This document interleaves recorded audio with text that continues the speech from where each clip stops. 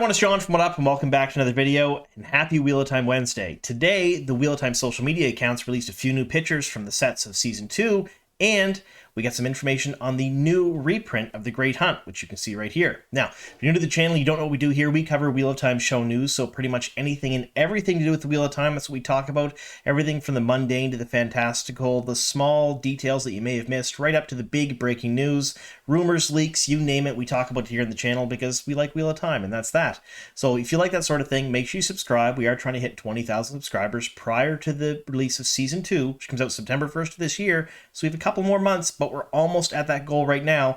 So if you watch my videos and you just haven't subscribed yet, please do so. And if you like what I'm doing here, please like the video. It does increase the channel's reach, which is a great thing. Now, since we are talking Season 2 of Sony and Amazon's Wheel of Time show, I'm going to show the photos that the social media accounts released today, and then I'm going to compare them to a couple of other things that came out recently, and we're going to try to piece together where they're at in Season 2 and the little tidbits and Easter eggs that are in them today.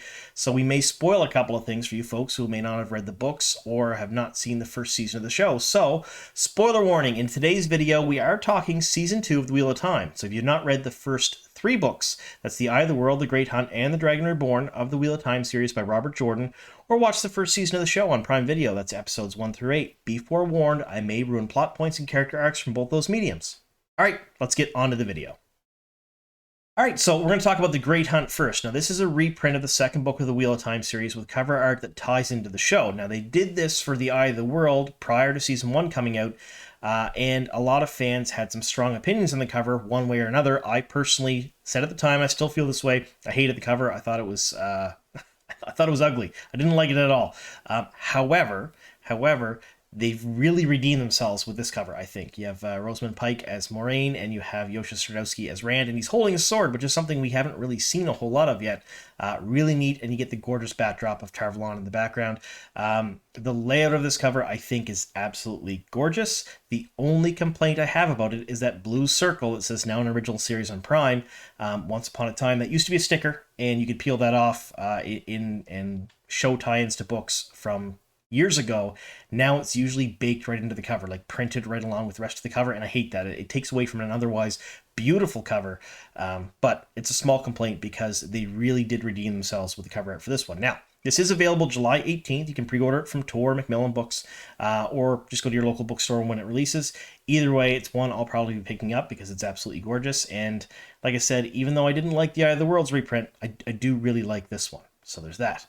Now, the main event is these photos today. So today's Wheel of Time Wednesday, and we haven't really been expecting a whole lot. Now, Rafe Judkins, the showrunner, has released a few things on Wheel of Time Wednesday, and he sort of kind of hinted that he would do it weekly, and then the writer's strike happened. And with the writer's strike, we all know that a lot of the cast, crew, production team, creatives on the shows aren't promoting the shows that they're working on right now. Wheel of Time is not shut down. I do have confirmation on that. They are still filming as we speak. I did reach out to production, and they did give me that much information, which is fantastic. I really appreciated that. So they are still filming. They're not shut down, but they're really not promoting the show as much as maybe they would have been if the strike wasn't on. So it was a pleasant surprise today when the Wheel of Time Twitter account tweeted these 4 photos. Now, we're going to go through them in depth because there are some things in there that I think are sort of Easter eggs or give a little clues to what's going on in Season 2 or just fun for the fans. All right, so the first of 4 photos is Daniel Henney as Lan. Now, I think they did a really great job of picking and choosing which photos to release today because they're all inherently gorgeous. I mean, they're well thought out photos to release, and they don't look like screenshots from the show. They look like they were posed pictures almost because they seem to be a little too perfect, but I do like them. So in this, we get a good look at Lan up close, what he's wearing for the second season, including his Hadori, which is that leather strap around his forehead. Really very neat. Sword on his back, which sort of mirrors Rand's sword, if you folks have read the books. Like I said, I gave a spoiler warning, so I'm going to talk about a couple of things here. But what I really want to talk about isn't just Daniel Henney and how awesome he looks, it's the background. Now, we have 2 things in the background here. We have some sort of plant or tree or bush or shrub of some sort to his right, and then on the other side, we have what appears to be some sort of columns. Now, if you remember, or if you've been following the channel for quite some time, you know that I do leaks. I cover leaks pretty extensively here on the channel. We did have a leak of a waygate that was filmed in Morocco. Now, this waygate was in a jungle with vegetation that looked sort of like that, and I can pretty much assure you that that structure in the background is a waygate. Now, I Can't show you the full image, of course, because it's one of those ones that give away a little too much, but I can give you a snippet of it, and this is a part of that image of the waygate that was captured in Morocco. And we have some of the same type of jungle vegetation up in the top portion of this photo, and we also have the same structure of the waygate there on both sides. So I believe that this is probably the waygate that they filmed in Morocco, which is really very neat and kind of a cool little tidbit. And I'm sure that this scene is probably a little bit later on in the second season rather. All right, so the next photo we're going to look at is Donald Finn as Matt Cawthon. Now, there's a whole lot to unpack in this photo. At first glance, it just looks like a really cool photo of Matt, looking a little haggard, a little worse for the wear. However, take a look at the background first. The hues, the gradients, the color palette suggests that this is likely where they filmed the Battle of Falma. Now, if you follow the channel for quite some time, like I've said earlier, you know I deal in leaks. And when they filmed in Morocco, it was just inherently very leaky. We got a whole bunch of set videos of stunt people, extras, main cast, filming the Battle of Falma, practicing and actually doing scenes, and we had walkthroughs of the set and everything from locals, because you could literally sit at a restaurant across the way and film as they were filming. So there wasn't much that Amazon or Sony could do about it, so a whole lot of videos and pictures got out, and we showed them here on the channel. Now, the background of this likely is where they filmed the Battle of Falma. Not 100%, but probably that. Foreground of this, I'm almost 100% it's a Shan soldier. If you take a look at that shoulder, the same color palette again, the golds, the browns, the reds, it's probably a Shan soldier. So really a very cool picture of a haggard, worse for the wear looking Matt facing off against a Shan soldier. But what's the star of this picture is what Matt's holding. Now, he's holding what a lot of people I've seen online think is a quarterstaff, which is probably a very good guess as to what he's holding, because Matt's first iconic weapon in the series is a quarterstaff. In fact, he used it to completely thump Galad and Gawain in one of my favorite scenes in the books. However, I don't know if this is a quarterstaff or not, mainly because of this. We zoom in and enhance it just a little bit. You can tell that there are ravens carved onto this weapon of some sorts. So Matt does get another weapon later on in the books called an Ashandari, which is a sword spear in the Old Tongue, and essentially, he got it in Rhuidean, it's engraved with the Old Tongue and 2 ravens. So, my money on this, and this is kind of an outlandish guess, is that this may be the Ashandari, and maybe he doesn't get it in Rhuidean, maybe he picks it up from the Battle of Falma from a Shan soldier. That's just a guess, but perhaps he gets it in a little bit of a different way, which isn't a huge stretch considering some of the changes they've made to the source material to adapt it to the screen, both to compress timelines, cut out storylines, and to explain the world and do world building a little bit earlier. It's not a big stretch to assume that he gets the weapon in a different way or a little bit earlier, because most people associate the Ashandari with Matt pretty much synonymously like Perrin and his axe. So if he gets it a little bit earlier, it'd be a big, huge Easter egg, a really big, fun moment for the fans for Season 2, even if he doesn't get it in the same way he gets it in the books. But let me know in the comments down below what you folks think. Do you think that this is a quarterstaff? Do you think it's an Ashandari? Do you think it's something completely different? Or am I a little off base here? Either way, a very neat picture of Matt Cawthon. All right, so in the next photo, we have Madeleine as Egwene Elvire, Zoe Robbins as Nynaeve O'Meara, and of course, Sierra Coveney as Elaine Trecan, the daughter heir of Andor herself, Princess. And there's a lot of really neat things about this photo I want to unpack. First thing being, both Egwene and Nynaeve appear to be prepared for whatever adventure that they're going to go on right now. Egwene has a belt knife and what appears to be a pack. Nynaeve has maybe her herb bag, maybe just a pack of clothes, maybe something else with her. Either way, both of them seem to be prepared for whatever the world is going to throw at them. And then you have Elaine Trecan, which, true to her nature in the books, is woefully underprepared and has nothing. Well, she has a lantern. Probably the same lantern Egwene and Nynaeve gave her, because she wouldn't think, as daughter heir, to be prepared for anything. And of course, the wisdom in her apprentice 100% would think to be prepared. So that's the first neat little thing I picked up on. Second thing here is Egwene's hair. It's unbraided. Now, that was kind of a big deal in the books, because in the books, when a woman braids her hair in Amon's Field, she's basically an adult in the eyes of the women's circle. It's a big coming-of-age moment. And when Egwene unbraids her hair in the book series, it's sort of a second coming-of-age moment where she sort of leaves her past behind a bit and is stepping into the future. It's a big deal. Now, this appears to be earlier on in the second season, and I'm going to tell you why in a few moments, but she already has her hair unbraided. So I am hoping we get some sort of scene between her and Nynaeve where it's explained, where it's talked about, because it is a really big character building moment for both of them. And I hope we get to see that as the audience, because we missed out on a little bit of character building in the first season with all of the characters. We just didn't spend enough time with everybody. So I'm hoping we get to see that here. Now, where are they in this photo? Likelihood the bowels or the basement of the tower, because the stonework behind them is exactly the same as a lot of the promotional material and some of the leaks we've seen about the White Tower for the second season. So likely they're in the bowels of the tower. Now, if they're in the tower, it is likely before they leave to go to Falma. Now, we do know they go to Falma in the second season, just like in the book series, because Rafe Judkins has mentioned that there are certain scenes of the Gwaine and the Shan-Chan that are happening. Definitely happening, and it's one of his favorite scenes that they filmed in the second season. So we know they're going to head to Falma at some point. Will it be the same as the book series where they go through the ways with Leander and Sedai? I have no idea. I really have no information on that.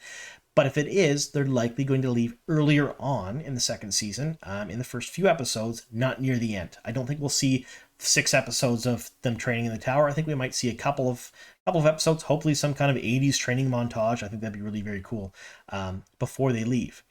But that does mean that we're likely to see the accepted test in the first few episodes, because if you take a look a little bit closer at Nynaeve, she is not only wearing a Great Serpent ring, but she's wearing an accepted dress. So Egwene and Sierra Coveney, who plays Elaine, are both wearing plain white dresses, which novices wear.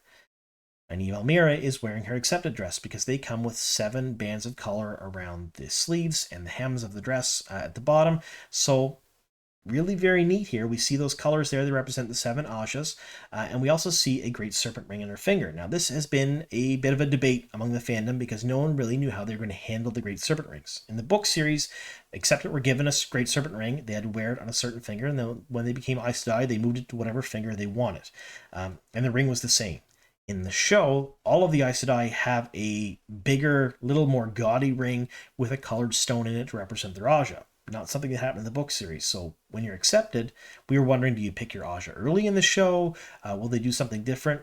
But this ring appears to have no stone. So the likely answer is that they get a ring with no stone, and then later on when they choose their Aja, maybe they go through some sort of ceremony to pick the stone, which I think will be really very neat, and I hope we get to see that on screen.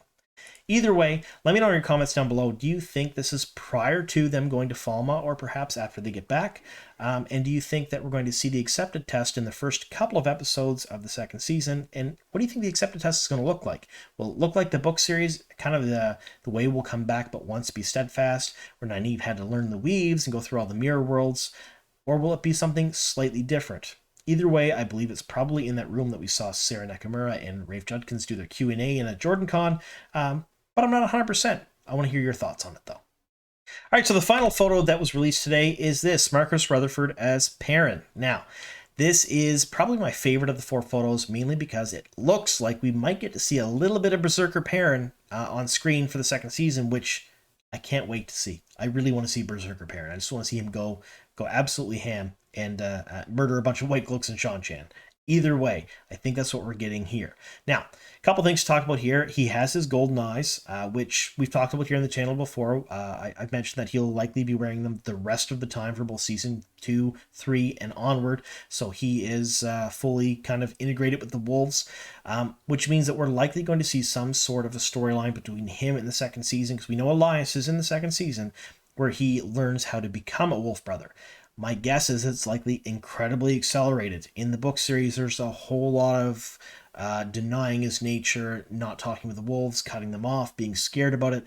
I think if they're going to do that in the show, they'll likely have just a little bit of indecision, but have him dive right in, because it drug on just a little bit too long in the books, and they are compressing storylines in the show, so the likelihood of them dragging that on is probably pretty slim in my mind. Either way, I think we're going to see full Wolf Brother Perrin here, Lord Golden Eyes, and I can't wait to see that. Now, he's holding some sort of shield here. When I first saw that, I was like, I recognize that shield from somewhere, and of course I do. It looks just like Uno's shield. I'm not saying this is Uno's shield, but it's definitely a Shineran's shield of some sort, and we know that Perrin travels with the Shinerans from Faldara on the hunt for the Horn of the second season. We've seen that in the teasers and in some of the promotional material and leaks, so we know he's with them. So either one of two things happens here. Either he's outfitted with the shield in his axe when he leaves, because the rest of the Shiny Arons pretty much have shields, and we've seen that in some of the promotional material, or he picks it up from a fallen Shiny Aron. And of course, my mind went directly to he picked it up off of Uno after Uno was cut down. I don't think that's going to happen, but that's where my mind went right away. Either way, that is definitely a Shiny Aron shield. It's the same same make, same look, same everything else. I don't think that's Uno's shield. I can't find anything in this picture that would match them up exactly, but likely either he was outfitted with it or picked it up off the ground. Either way, a really neat little tidbit, and I can't wait to see Marcus Rutherford play Perrin in the second season and really embrace his character and get a little bit more screen time than he did in season 1, because let's face it, there could have been a lot more character building with him, and he is one of the fan favorites. There are a lot of people that really gravitate towards Perrin and really love him and want to see more of him on screen. So I think we're going to start to see more of an evolved end game Perrin, so to speak, much earlier in the show than we did in the books. All right, so a fantastic Wheel of Time Wednesday. I was really happy with it. Surprised. I didn't really expect anything at all today. I was at work this afternoon, and when these images popped up on Twitter, I was like, well, I didn't see that coming, but I was really very happy it did, because I love going through things and finding little tidbits and Easter eggs, and I'm sure I missed a lot, and if I did, I want to hear from you folks in the comments down below. If there's things that I missed or kind of glossed over and you want to hear more about, let me know about it, please, because this is the sort of thing I really love. Speaking of that, when Season 2 comes out September 1st, I'm going to put out probably 3 or 4 videos per episode. I'm going to do reviews, breakdowns, Easter eggs. I did a parent's guide for season 1. Wasn't terribly popular, but the people who did watch it really enjoyed them. I'll likely do that for every single episode. It's going to be a busy time for us here at What Up, but a fun time. And I hope all of you are with me there, and I hope we have a bunch of new people by then as well that are going to be able to enjoy this as much as I do, because it's a whole lot of fun. All right. Well, thank you very much for sticking with us here to the very end. Here's to many more.